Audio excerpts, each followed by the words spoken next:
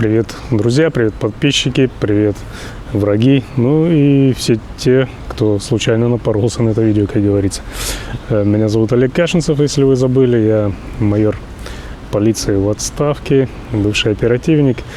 И сегодня я хочу высказаться по поводу убийства Евгения Пригожина, которое произошло несколько дней назад.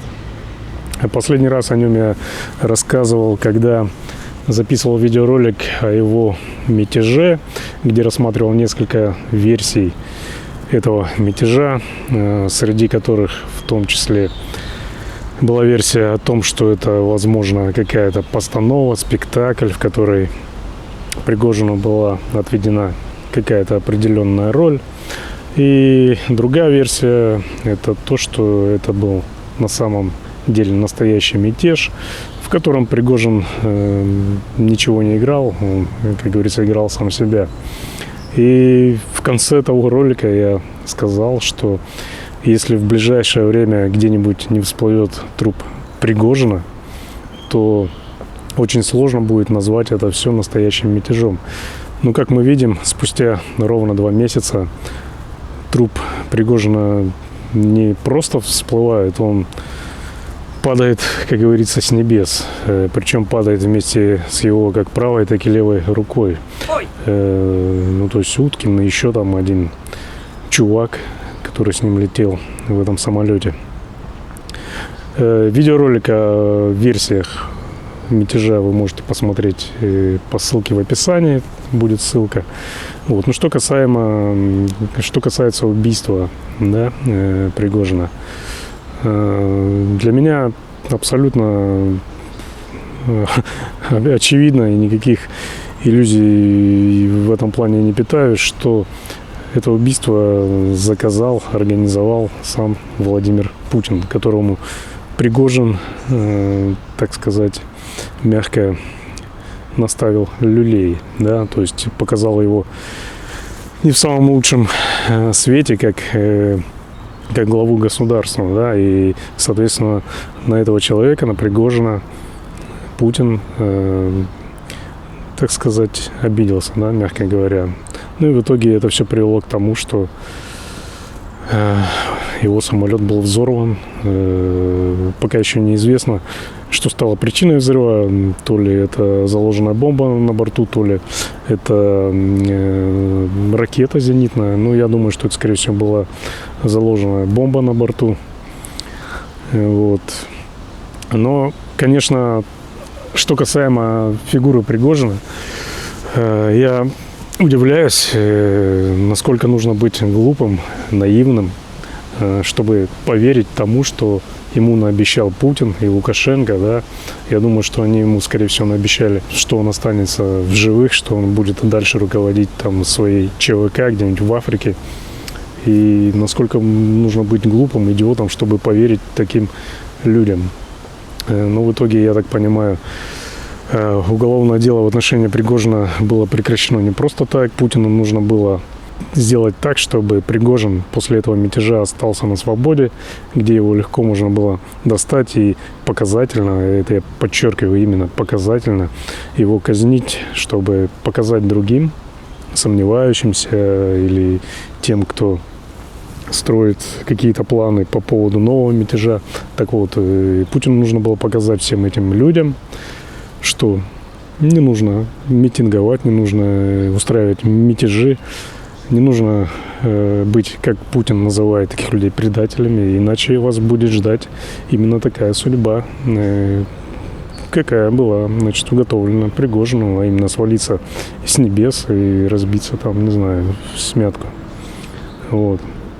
Но я, конечно, думаю, что Пригожин заслужил другого конца, так сказать, да, то есть другой судьбы. Он должен был оказаться на скамье подсудимых и дать показания против властей, против российских властей и конкретно против самого главного фигуранта всего этого огромного преступления, которое мы сейчас наблюдаем в Украине, и не только в Украине, а именно против Владимира Путина. Ну, соответственно, Пригожин должен был понести наказание, поскольку он сам являлся военным преступником, да и просто уголовником. Вот, и сколько преступлений он совершил, находясь на службе у ватного фюрера, об этом можно только догадываться. Я, конечно, надеюсь на то, что Пригожина не все так было плохо с головой, и, возможно, он где-нибудь заготовил какой-нибудь компромат, который, я надеюсь, всплывет и который разоблачит тех, с кем он имел тесное отношение, в частности, Путина и все его преступное окружение. Ну, это мы, как говорится, посмотрим, будем наблюдать, будем смотреть, что всплывет, что не всплывет, а может быть, вообще ничего не всплывет, поскольку все его окружение, все окружение Пригожина было уничтожено в этом самолете. Вот. Ну, то, что Пригожин после себя оставил, так это несколько тысяч бойцов, так называемых, ЧВК Вагнера, то есть наемников этой террористической организации. Так вот, я хотел бы тоже к ним обратиться, если кто-нибудь из них сейчас смотрит это видео. Та власть, которая сейчас находится в России, для вас, может быть, и непонятно, но для всех адекватных людей, для всего адекватного мира ясно, что это преступники, это международные преступники, это военные преступники. Так вот, эти преступники на днях жестоко убили вашего начальника, вашего главаря.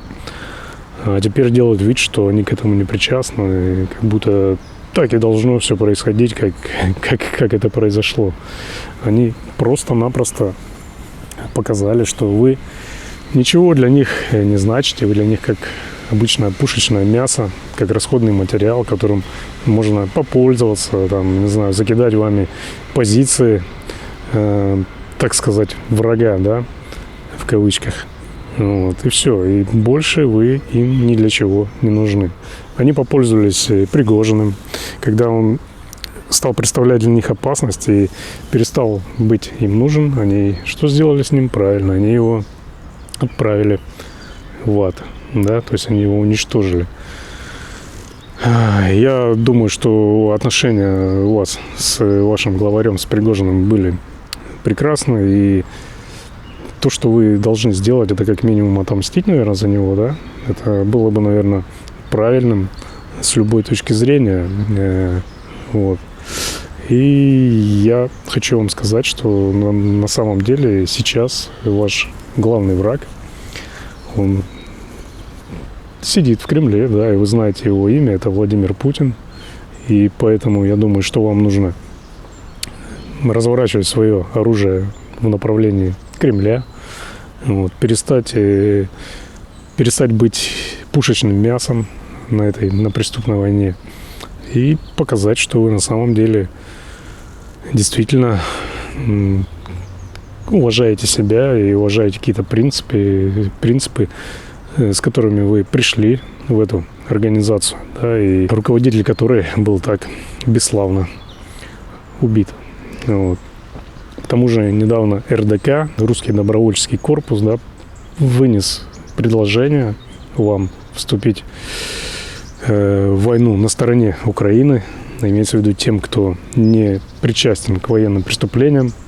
Вот. Я также рекомендую вам сделать именно это. Либо переходите на сторону Украины, либо берите оружие, разворачивайте его в сторону Кремля и покажите, что вы на самом деле мужики, а не куча полугнилого мяса.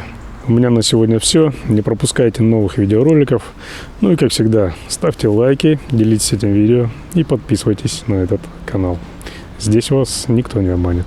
Всем пока.